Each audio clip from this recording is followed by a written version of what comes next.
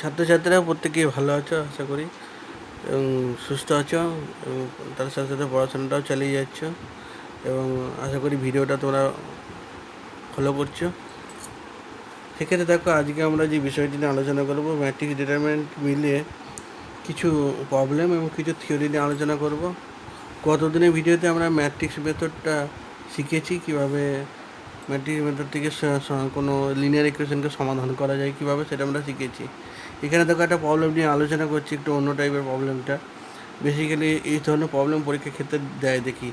সেক্ষেত্রে দেখো, এখানে প্রবলেমটা হচ্ছে 2x - 3y + 3z equal to 10, 1/x + 1/y + 1/z equal to 10, 3x - 1/y + 2/z equal to 13। এই যে তিনটে এই লিনিয়ার ইকুয়েশন আছে, এক্ষেত্রে দেখো এক্স ওয়াইজগুলো নিচে আছে, মানে 1/x 1/y 1/z আকারে আছে। সেক্ষেত্রে আমরা এমনি সাধারণত লিনিয়ার ইকুয়েশনে কি এই ধরনের থাকে, হয়তো 2x + 3y + 5z equal to 10, এই ধরনের টাইপের থাকে। কিন্তু এখানে দেখো এক্সগুলো নিচেতে আছে, মানে অনন্য আকারে আছে। সেক্ষেত্রে আমরা ম্যাট্রিক্স মেথডে একইভাবে প্রয়োগ করব। যেখানে চেঞ্জ হবে সেটা হলো, যেমন আমরা যেরকমভাবে আমরা প্রসেস শিখেছি ঠিক সেইভাবেই করব। দেখো, এটাকে আমরা এক্স ইকুয়াল বি আকারে সাজাতে লিখলে এ কোনটা হবে। এখানে আমরা ওখানে কী করেছিলাম, এক্স ওয়াই জেডের টার্মগুলোকে এলিমেন্ট করে তার সবগুলো বসিয়েছি। এখানে 1/x 1/y 1/zের কোফিসিয়েন্টগুলো মানে সবগুলো তুলনা লিখবো। এখানে 1/x এর সহগ আছে 2, এখানে 2 লিখলাম। এখানে 1/y এর -3, এখানে 1/z-এর 3। সিমিলারলি এখানে 1/x এর 1, 1/y এর 1, 1/z-এর 1 লেখা হলো। এবং থার্ড রোতে 1/x এর 3, 1/y এর -1 এবং 1/z-এর 2। শুধু এই জায়গাটা যেটা বোঝায় সেটা হলো, আমরা XYZ এলিমেন্ট না করে 1/x 1/y 1/z এলিমেন্ট করলাম। 2 নম্বর চেঞ্জ হবে, আমরা যেখানে এক্সের জায়গায় লিখি কি ক্যাপিটাল এক্সের জায়গায় XYZ, এখানে ক্যাপিটাল এক্সের জায়গায় লিখবো 1/x 1/y 1/z। বি যেমন কনস্ট্যান্ট টার্মগুলোকে নিয়ে তৈরি হয়েছে সেরকম এদের। তাহলে চেঞ্জটা বোঝা গেল। চেঞ্জটা হলো এই ম্যাট্রিক্সের ক্ষেত্রে লেখার চেঞ্জটা। আর এক্সের জায়গায় আমরা XYZ না লিখে 1/x 1/y 1/z এই প্রবলেমের ক্ষেত্রে। বাকিটাই একই রকম। আমরা এখান থেকে সলিউশন বার করতে গেলে এ ইনভার্স বার করতে পারি। এ ইনভার্স বার করতে গেলে আমরা যেসব জিনিসগুলো দরকার সেগুলো হলো অ্যাডজয়েন্টে। দেখো, আমরা প্রত্যেকের অ্যাডজয়েন্টে বার করে ট্রান্সপোজ করে যে ম্যাট্রিক্সটা পেয়েছি সেটা অ্যাডজয়েন্টে আমরা এর আগে শিখে এসেছি।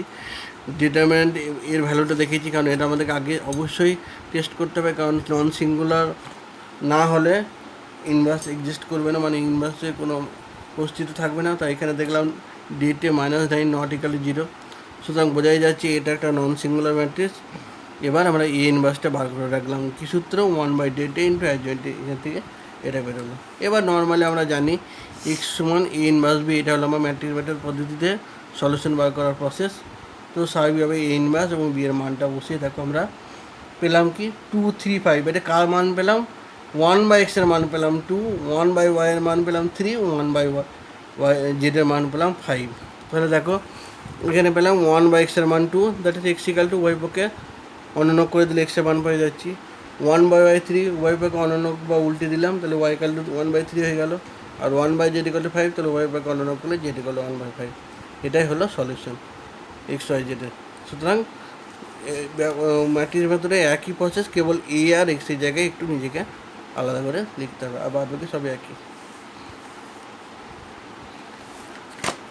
এরপরে একটা প্রবলেম নিয়ে আলোচনা করবো আমরা এ ইনভার্সের যে পদ্ধতিটা শিখেছি নির্ণয় করা, যে এ ইনভার্স মানে 1/ডেটে ইন্টু অ্যাডজয়েন্টে, এই পদ্ধতিতে আমরা এ ইনভার্স বার করে শিখেছি। এবার যদি কোনো একটা অঙ্কে এরকম জায়গা থাকে যে দেখাও যে এই ম্যাট্রিক্সটা এই সমীকরণটাকে সিদ্ধ করছে, দিয়ে লেখা থাকে যদি অতঃপর এ ইনভার্স নির্ণয় করো, বা হেন্স ডিডিউস এ ইনভার্স, ইংরাজিতে যদি থাকে হেন্স এ ডিডিউস এ ইনভার্স, মানে এখান থেকে এই ইনভার্সটা আমাকে ডিডিউস করতে হবে। সেক্ষেত্রে প্রথম দিকের প্রবলেমটা একই, এই সমীকরণকে সিদ্ধ করবে মানে কি, এই ম্যাট্রিক্সটা এই সমীকরণকে সিদ্ধ করবে কখন, যখন এইরকম ঘটনা ঘটবে যে A² - 6A + 17 equal to null matrix হয়। তাহলে স্বাভাবিকভাবে A² - 6A + 17 ক্ষেত্রে A² এর মান আমরা যেমন মাল্টিপ্লিকেশন করে বার করেছি এর মান, এবং 17 I মানে স্বাভাবিকভাবে প্রত্যেকটা দেখো ম্যাট্রিক্স 2/2 অর্ডারের ম্যাট্রিক্স, সেক্ষেত্রে আইডেন্টিটি ম্যাট্রিক্সটাও 2/2 অর্ডারের ম্যাট্রিক্স। এবং দেখা গেলো এই প্রমাণটা হয়ে গেল। এটা আমাদের বিচার্য বিষয় না। এরপর যেটা আমাদের দরকার ছিল যে এখান থেকে যে স্কোয়ার মাইনাস 6a প্লাস 17 এগুলো নাল ম্যাট্রিক্স, এখান থেকে আমাকে এ ইনভার্সটা নির্ণয় করতে হবে। তো সেক্ষেত্রে কী করতে হবে, এই 17টাকে একবার পরের লাইনে আমি লিখবো 17i, কারণ জানো যে আয়ের সঙ্গে যে কোনো জিনিসে গুণ করলে সেটাই হয়। আয়ের সঙ্গে কোনো ম্যাট্রিক্স গুণ করলেও সেটা হবে, কোনো স্কেলার গুণ করলেও সেটা হবে। তো 17-এর জায়গায় 17i লেখাই যেতে পারে। পরের দানের স্টেপটা আমরা কী করলাম, 17টাকে ওই ধারে পাঠিয়ে দিলাম, সমানের ওই ধারে, তাহলে হয়ে গেলো -17i।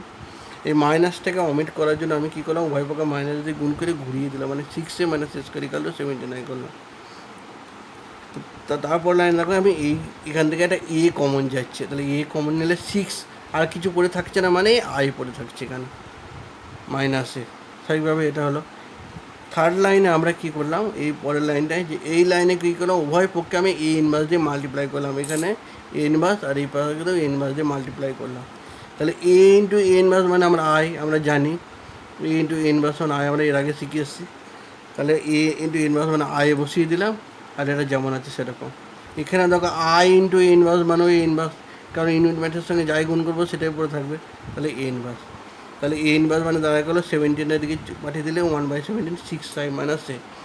এইটা হলো আমাদের এ ইনভার্স বার করার সূত্র বেরিয়ে গেল এখান থেকে। এবার যথারীতি যেমন আমরা আই মানে আইডেন্টি ম্যাট্রিক্স বসিয়ে দিলাম, এবং এ মানে আমাদের প্রদত্ত ম্যাট্রিক্সটা বসিয়ে দিয়ে তার ক্যালকুলেশন করলাম। তাহলে এই হলো, যদি কোনো সমীকরণ থেকে বলে এ ইনভার্স নির্ণয় করতে, তাহলে তার প্রসেসটা ঠিক এরকমভাবে, এটা তোমাদেরকে মাথায় রাখতে হবে। আর যদি এমনি বলে না এ ইনভার্স নির্ণয় করো, তাহলে সেক্ষেত্রে আমরা যেমন সূত্র আছে 1/d ইন্টু এজেন্টে, সেই সূত্র সাহায্যে করবো। আর যদি বলে সমীকরণ থেকে এ ইনভার্স নির্ণয়, তাহলে আমাকে এই প্রসেসটা অনুসরণ করতে হবে। প্রসেসটি দেখে নাও। আমরা এবার একটা বিষয় আলোচনা করব, এলিমেন্টারি অপারেশন।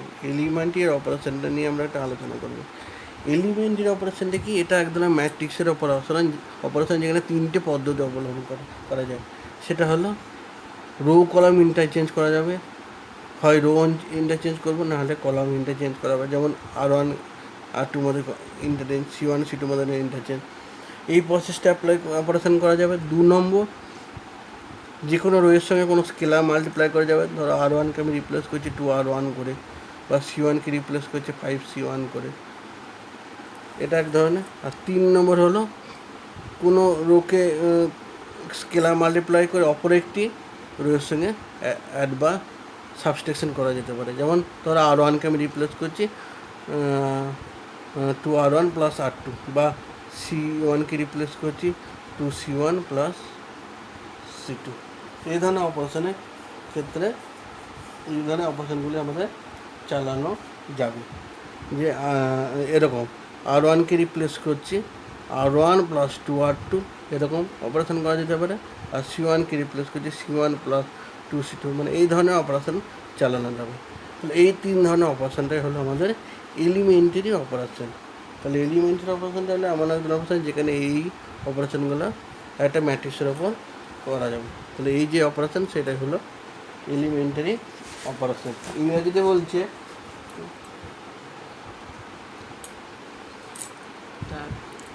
তাহলে এই যে 3 ধরনের অপারেশনের যে ফলে এই 3টে স্টেপ আমরা অনুসরণ করছি, এই 3টে স্টেপে অপারেশনটাই হলো এলিমেন্টারি অপারেশন।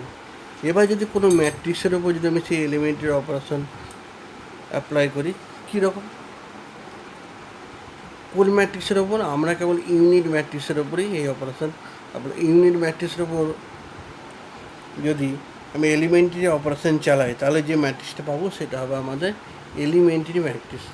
তাহলে এলিমেন্টারি ম্যাট্রিক্সটা কি, এলিমেন্টারি ম্যাট্রিক্সটা হলো ইউনিট ম্যাট্রিক্স থেকে, ধরো একটা ম্যাট্রিক্স 1 0 0 1, এই ম্যাট্রিক্সের উপর যদি আমি এলিমেন্টারি অপারেশন চালাই, কীরকম অপারেশন, আমি চালাচ্ছি R1 আর R2 মধ্যে ইন্টারচেঞ্জ, তাহলে পাওয়া যাচ্ছে 0 1 1 0।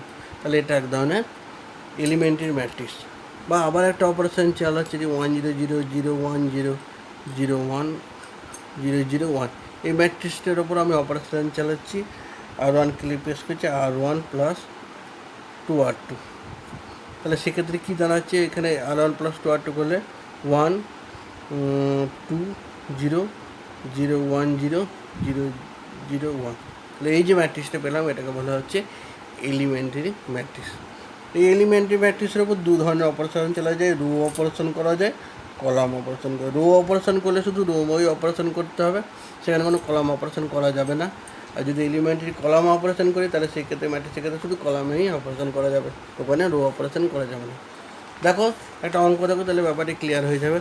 ধরো একটা ম্যাট্রিক্স দিয়েছে 1 3 2 7, এলিমেন্টারি ট্রান্সফরমেশন ব্যবহার করে আমাকে বিপরীত ম্যাট্রিক্স নির্ণয় করতে হবে। এলিমেন্টারি ট্রান্সফরমেশন ব্যবহার করে আমরা একটা বিপরীত ম্যাট্রিক্স নির্ণয় করব। তাহলে বিপরীত ম্যাট্রিক্স নির্ণয়ের ক্ষেত্রে আমরা তিনটে পদ্ধতি দেখলাম, একটা সূত্রের সাহায্যে, একটা ইকুয়েশন থেকে, আর একটা আমরা নির্ণয় করব এলিমেন্টারি অপারেশনে ব্যবহার করে। সেক্ষেত্রে আমাকে প্রথম যেটা করতে হবে, আমরা জানি এ সমান আই ইন্টু এ, কারণ আমি আগেও বলেছি এখনও বলছি, ইউনিট ম্যাট্রিক্সের সঙ্গে যাই গুণ করবো সেই ম্যাট্রিক্সটাই পাবো। তাহলে এ সমান আই ইন্টু এ, এটা লেখা যেতেই পারে। এবার এর জায়গায় এর মানটা বসিয়ে দিলাম। আমরা সবসময় বাঁ সাইডে এর ম্যাট্রিক্সটার মানটা লিখবো, ডান সাইডে যে এটা আছে সেটা লিখবো না, আর ইউনিট ম্যাট্রিক্সটা লিখবো। এইটা হলো এর পদ্ধতি। তার পদ্ধতি হলো লেফট সাইডে এ যে ম্যাট্রিক্সটা সেটা লিখবো, রাইট সাইডে শুধু আইডেন্টি ম্যাট্রিক্সটা লিখবো, আর এ ম্যাট্রিক্সটা এটা এমডি করে রেখে দেবো। এরপর আমরা দুটো ম্যাট্রিক্সের ওপর রো অপারেশন যদি বলে তাহলে রো অপারেশন করছি। তাহলে রো অপারেশন করার সময় আমাকে মনে রাখতে হবে এটাকে আমাকে ইউনিট ম্যাট্রিক্সে পরিণত করতে হবে। এই ম্যাট্রিক্সটাকে ইউনিটে ম্যাট্রিক্সে পরিণত করতে গেলে যা যা অপারেশন লাগবে রোয়ের ক্ষেত্রে সেটা করতে হবে। তাহলে এটাকে যদি আমি ইউনিট ম্যাট্রিক্স বানাতে যাই তাহলে হবে 1 0 0 1। তাহলে প্রথম ক্ষেত্রে আমি কী করলাম, R2কে রিপ্লেস করছি R2 - 2R1। তাহলে দেখো R2 - 2R1 করলে 2 - 2 × 0 হয়ে যাচ্ছে, আর 7 - 6 = 1 হয়ে যাচ্ছে। সেক্ষেত্রে এখানেও তাই R2 - 2R1 করলাম।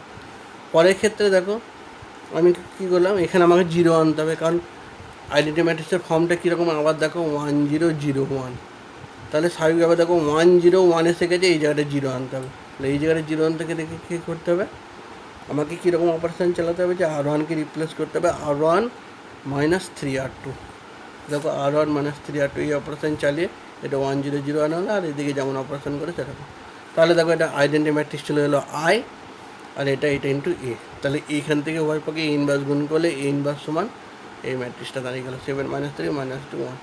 এইটা হলো আমাদের এলিমেন্টারি রো অপারেশন করে করলাম। একইভাবে মানে এলিমেন্টারি অপারেশন করলেও এ ইনভার্স নির্ণয় করতে পারি, প্রতি ক্ষেত্রে একই মানই থাকবে। এটাই হলো আমাদের এলিমেন্টারি অপারেশন ব্যবহার করে একটা এ ইনভার্স নির্ণয় করার পদ্ধতি। তাহলে এই গেল আমাদের এলিমেন্টারি অপারেশনের ব্যাপারটা। এবার দেখো আমরা ম্যাটেরিয়ালের কিছু থিওরি নিয়ে আলোচনা করব, সেই থিওরির সাথে কিছু প্রবলেম নিয়ে আলোচনা করব। থিওরিটা হলো যে যদি এ একটি n/n অর্ডারের ম্যাট্রিক্স হয়, এ যদি n/n একটা স্কোয়ার ম্যাট্রিক্স হয়, তাহলে mod of adjoint A, det of adjoint A সমান ডেটে টু দি পাওয়ার n-1। ডেটে টু দি পাওয়ার n-1 কীরকম, এ যদি একটি n/n অর্ডারের বর্গ ম্যাট্রিক্স হয় তাহলে ডেট অফ অ্যাডজয়েন্ট এ সমান ডেটে টু দি পাওয়ার n-1। এটা হলো আমাদের থিওরি। এই থিওরিকে ব্যবহার করে একটা অঙ্ক দিয়েছে, দেখো যদি এ একটি 3/3 ক্রমের বর্গ ম্যাট্রিক্স হয় এবং ডেট অফ অ্যাডজয়েন্ট এ সমান 64 হয়, তাহলে ডেটে কত। তাহলে আমরা এখনই সূত্রটা শিখলাম, ডেটে সমান ডেট অফ অ্যাডজয়েন্ট এর সমান ডেটে টু দি পাওয়ার n-1, যেখানে n হলো অর্ডার। তাহলে এখানে কত অর্ডারে 3/3, তাহলে n এর জায়গায় 3 বসিয়ে দিলাম। তাহলে হলো ডেটের স্কোয়ার, এবং ডেটের মানও দেখো দিয়ে বার করতে বলেছে, আর ডেট অফ অ্যাডজয়েন্টের মান বলে দিচ্ছে 64। তাহলে ডেটের স্কোয়ার 64 হলে ডেটের সমান +-8।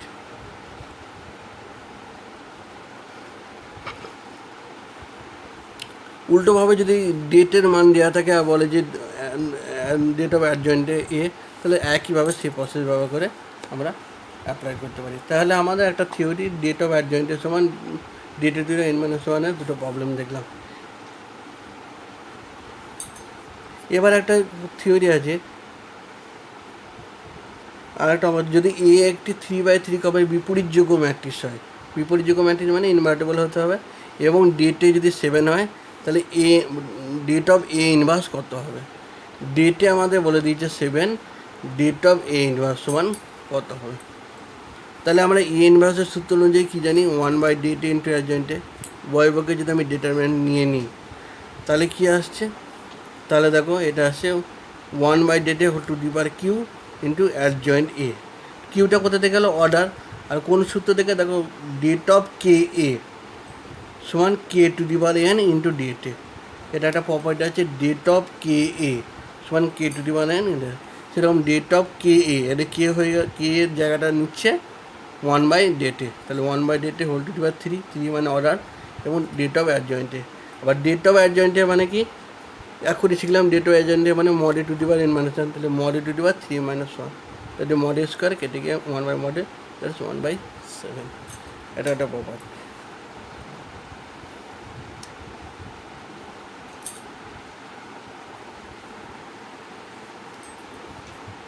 দেখো আবার একটা থিওরেম আছে, এ একটা যদি নন সিঙ্গুলার ম্যাট্রিক্স হয় তবে প্রমাণ করো যে det of A inverse one det এর ইনভার্স।